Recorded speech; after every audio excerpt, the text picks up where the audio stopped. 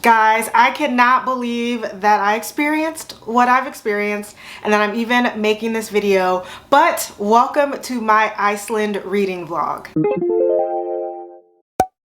So as I'm filming this, I've already been on the trip and I'm still in awe, but I decided to start this series on my channel where I do travel reading vlogs because I do have a bunch of travel planned for 2023. But first up on the list and first of the year was Iceland. One of my best friends was turning 30, and so of course when she asked me if I want to go to Iceland, I was like, let's get the coat. Let's go. So in this video, I do most of my reading on my travel days, but I also just take you guys along as we explore Iceland, as I explore some Icelandic bookstores, and I actually read 2 books from Icelandic authors in this video just to make sure that, I'm trying to like immerse myself in the culture and see what type of books are out there in the world from different types of authors. But because I ended up buying 2 books in Iceland to read, the first book that I started in this vlog was Kiss Her Once for Me by Alison Cochrane. Just because it has the snowy atmosphere, I thought it was the best book to kind of get me hyped to be in a cold climate. But without further ado, guys, let's go to Iceland.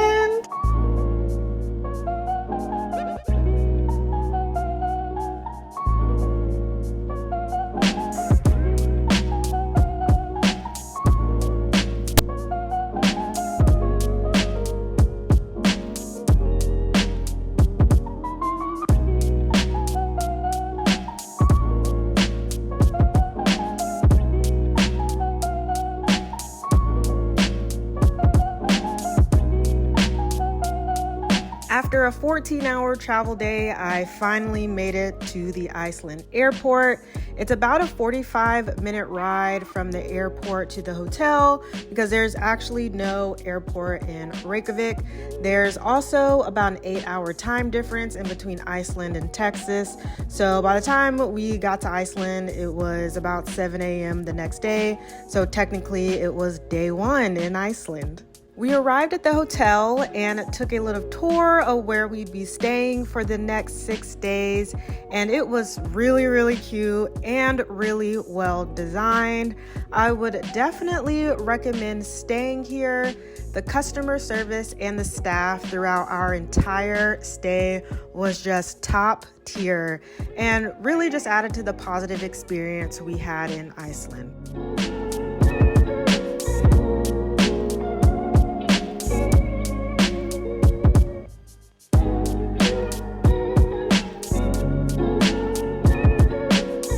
So we set our stuff down and got settled in the room, and guys, look at that view from our window. Insane. My little Texas heart could not stand it. We took some naps because jet lag, but then we decided to walk around just to get familiar with the area before our first excursion of the trip, which was set to be that night.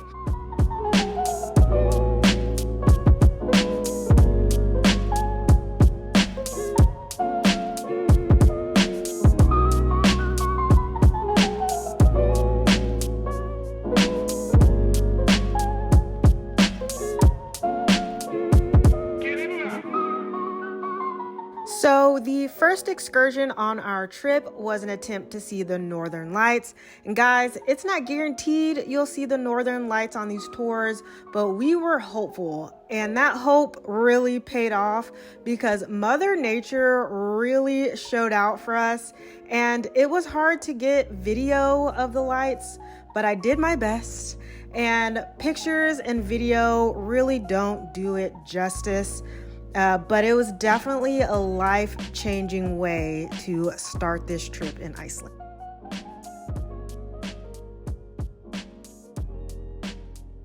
Okay, so we have a small break right now, so I want to give you guys just an update on Kiss Her Once for Me since I did finish that on the plane ride here.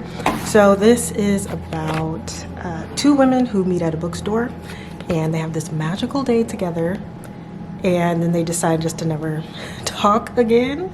But then one of the women gets approached by this man for a marriage of convenience. But one of the stipulations of this marriage of convenience is that she has to spend Christmas with his family in this like cabin. But then guess who is his sister and is there at the cabin? Yep, you guessed it. The girl that she had that magical day with. And I'd say Allison really hit it out of the park with this one, just like she did her last book, because the characters felt like real people. Even though they were really flawed, they still had this like amazing connection, and the banter was really good, and it felt really natural between the two characters. I also say that there was a surprise love story in there that I was also really rooting for. And I think something very special about this book too is like the friendships that were portrayed in here. I don't think we get that enough in romances, like someone that our main character can like go to as like a sense of reason and someone that they can get advice from. And I think the friend in this book did a phenomenal job of that.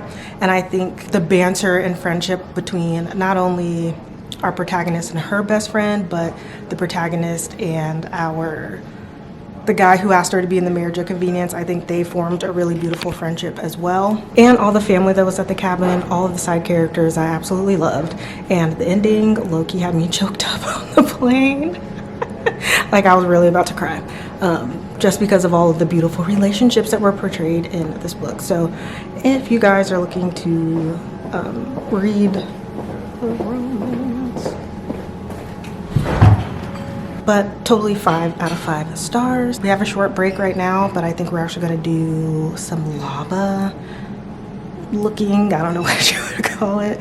It's just kind of like a lava show where we get to see real lava. So hope you guys are enjoying the vlog so far, and I will definitely give a better summed up recap of Iceland and the entire trip at the end of the video, so make sure you stay tuned for that, and I'll give you guys some tips if you're interested in going to Iceland and just our overall experience. Also, you guys should be very proud of me for even trying to vlog in public, because as I was trying to do that, like 5 people came and saw me talking to this camera.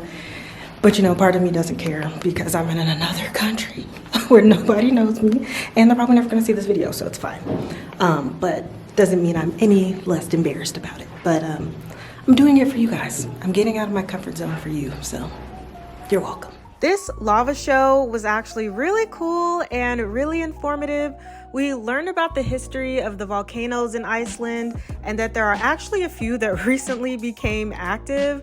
And this lava was from one of those recent activations, and it really put things into perspective because this wasn't a lot of lava and it was still kind of hot in there. So it's kind of scary, but still really cool to learn about.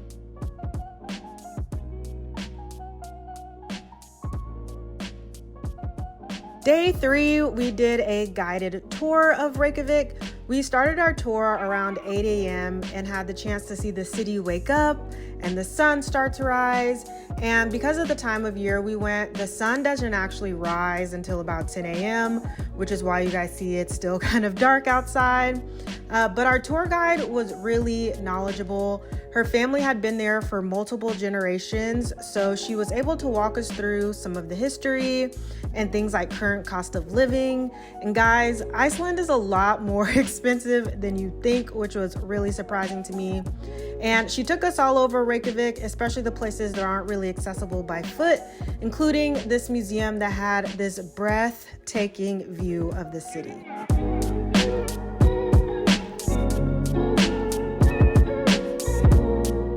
After our tour, we were a little hungry and decided to go to this famous hot dog place, which I may have went to more than once during my visit. And then we all went back to the hotel, changed, and decided to explore the town at night and get some dinner and drinks before we headed into our excursion for day 4.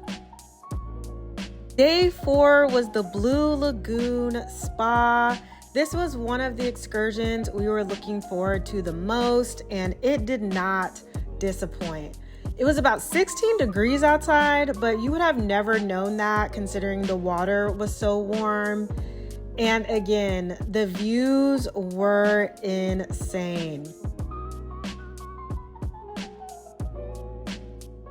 And honestly, our group just enjoyed each other's company on this excursion. We laughed a lot and just experienced the pure joy that comes with traveling with a group of friends. We had some drinks and face masks that come with the package that we bought for the spa.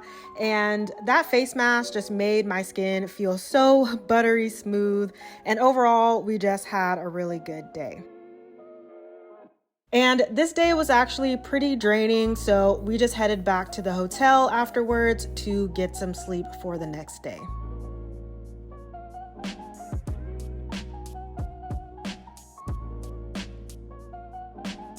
So day 5 was our last full day in Iceland. So we all had some individual things we wanted to do and explore.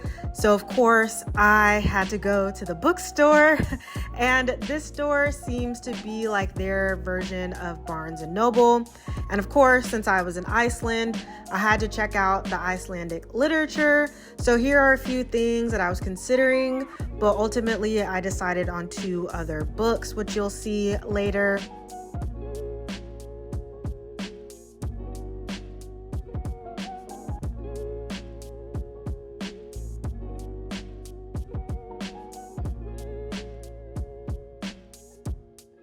After I chose my 2 books and really read through a few of the Icelandic titles, I decided just to browse and shop around in the store just to see what American titles they had out and the American titles they were marketing. And it was also interesting just to see the different covers. I know we see a lot of like American and UK covers here on BookTube, so I was really interested in seeing if they were any different in Iceland.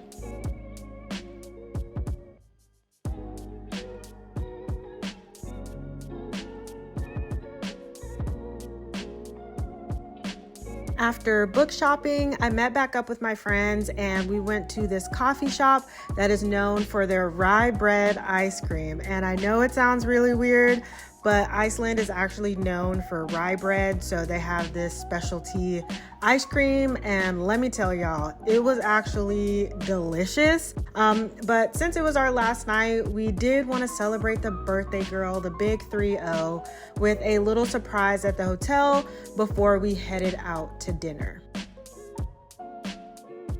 This place was really good, and we actually tried whale here, which was interesting to say the least, but the rest of the food was really good, and I highly recommend any and all of the appetizers and any of the tacos. Okay, so I wanted to show you guys what I got from the bookstore. I decided to get 2 books by Icelandic authors, and first up is Love Star. And so this follows a corporate company in North Iceland, and they actually they're headquartered in an amusement park, and they figured out how to unlock the key to transmitting data via bird waves, thus freeing mankind from wires and devices.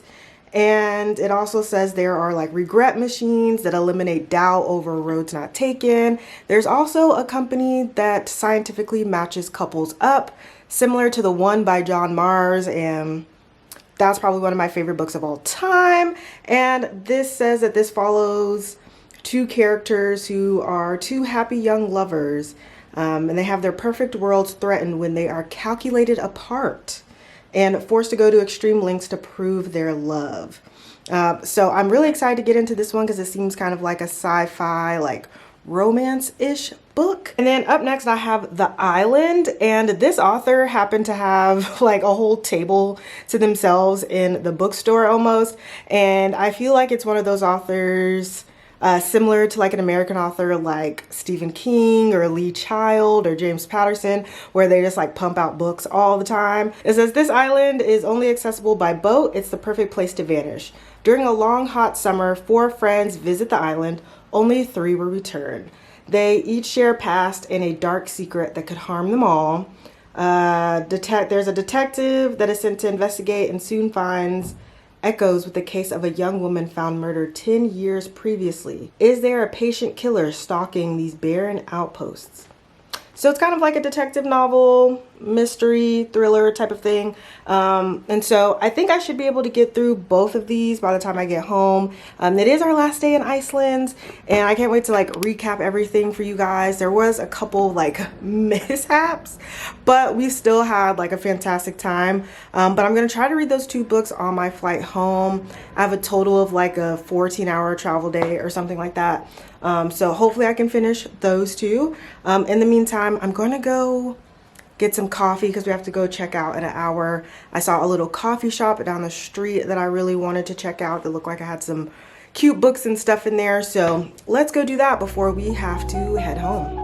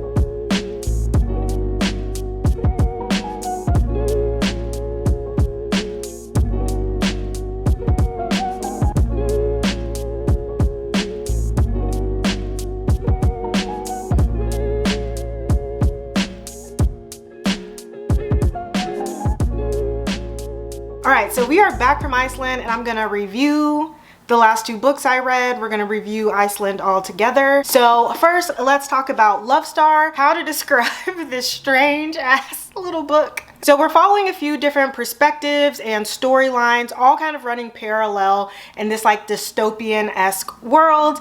And first up, we have Indridi and Sigrid, and they've always felt like they were meant to be. They've just been waiting for like the love technology that matches people up, just to let them know that they picked right on their own and that they are meant to be. But when Sigrid gets matched with someone else, things start to get a little crazy. And then we have Love Star, and Love Star is kind of responsible for all of these like really big like dystopian ideas, and he's kind of like the CEO or like mastermind of this company. This company and these ideas all kind of lead back to this like rampant idea of consumerism. So for example, if you are in debt, instead of like paying that debt down with money, you are turned into like a walking advertisement. Love Star kind of has control over like people's brain waves and stuff, so you don't really have like any say in becoming this howler, as they call it. But this book also talks a lot about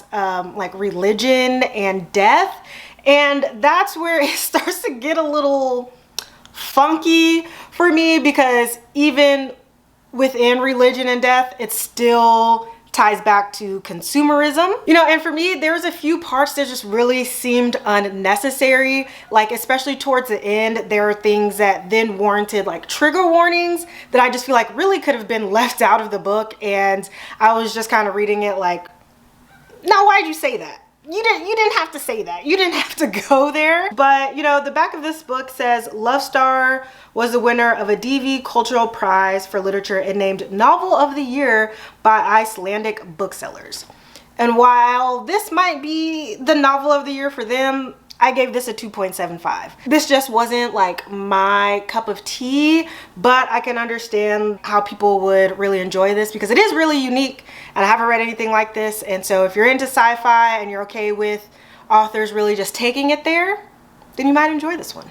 And so, you know, that book talked a lot about consumerism. So I feel like it's the perfect time to just talk about a couple of like the goodies and souvenirs I picked up from Iceland. And then after that, I'll talk about the last Icelandic book I read and like my final review of Iceland. So there's a couple things that I found really interesting about Iceland, right? Like we were talking about consumerism, but Iceland, they do a really good job of like using every part of like a product, and so that there's like no scraps for anything. Me and my friend walked into this store and it just smelled freaking amazing, and we were like, what is that smell? And so the lady directed us to this matcha tea and bergamot candle, which you're probably like, okay Brea, it's a candle.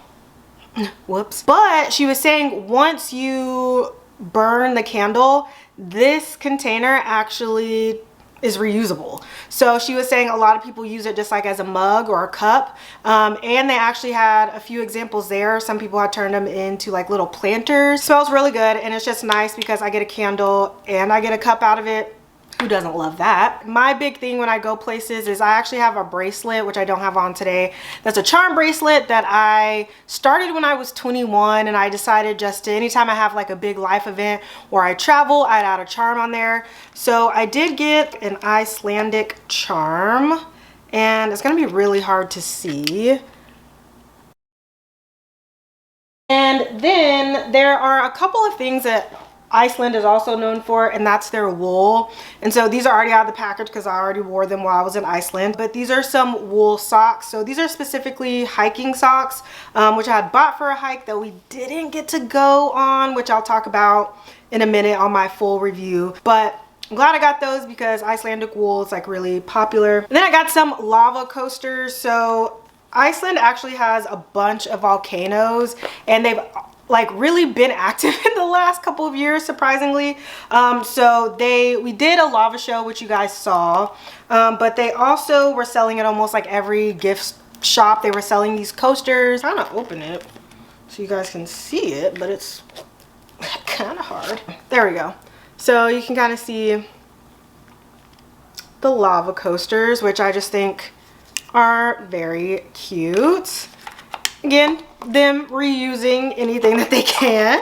But yeah, so those are just some things that I got from Iceland that I just wanted to show you guys and talk a little bit more about like the Icelandic history. So now let's talk about the second book that I read. And so with the island, I didn't realize until I actually finished the book and I was doing some like research and reading some reviews that this book is actually part of a series. It's the second book in a series. However, it's one of those series where you don't actually need to read them in order if you don't want to. There's just like a common through line and a common like storyline, and that's through this character named Hulda, who is a cop, and she's like a crime investigator. And so in this book, Hulda is on a case about this girl who ended up dying while she was at a cabin with some of her friends in the woods. And so as she's starting to investigate, she feels like something sinister might be, you know, happening. And she also realizes that this case might actually also be connected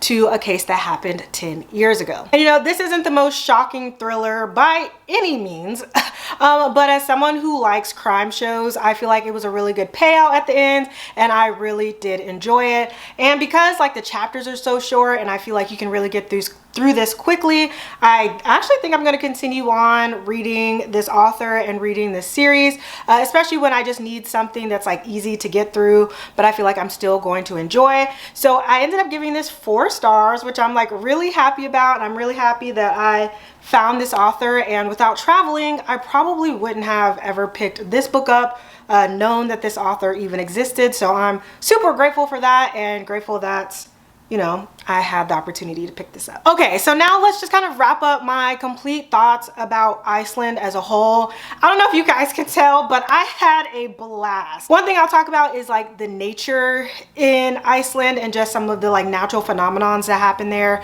So the highlight of our trip, I think, was seeing the northern lights. We saw it the first day that we were there, but it was really just one of those life bucket list things that like I just really wish that everybody can experience in their life. It was just really, really magical. So we just felt really lucky that we were able to see that. But speaking of the opposite of kind of being a little unlucky, we did have an excursion plan to go see some glaciers and like the waterfall, just, you know, really immersing ourselves in the nature. But due to some like unforeseen circumstances, the first day that it was scheduled, we weren't able to go. However, the temperature warmed up, which usually would be like, yay, it's getting warmer. But unfortunately, a weather condition in Iceland, it's kind of rare anywhere else in the world, is called extreme thawing.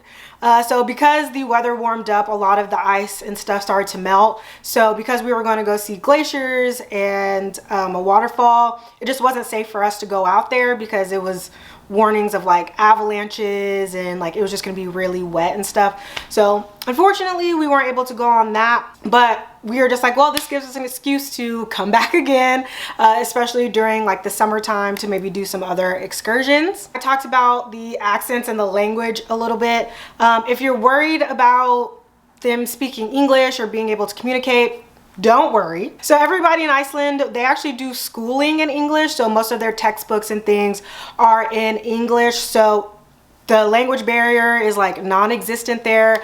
Everybody we came across spoke English. So you don't have to worry about that. And so the last thing I'll talk about is kind of safety. As a Black woman, when I travel, I'm always kind of like hyper aware of like my surroundings and like if I feel safe and things like that. But I will say that this was probably one of the places I felt like the most safe being. There was times where I was going out exploring like by myself, even at night, which I know sounds crazy, but I never felt like that little twinge of being scared or feeling unsafe at any point. You know, they actually don't do like a racial census there because it just kind of doesn't really matter to them. The only type of census they really do there is your nationality, like where you're originally from. And so I feel like that just says a lot about like how they view race and things like that. So I definitely recommend Iceland for anybody who wants to go. And I would recommend a few of the books that I read. I definitely recommend Kiss Her Once for Me by Alison Cochrane, which I gave 5 stars.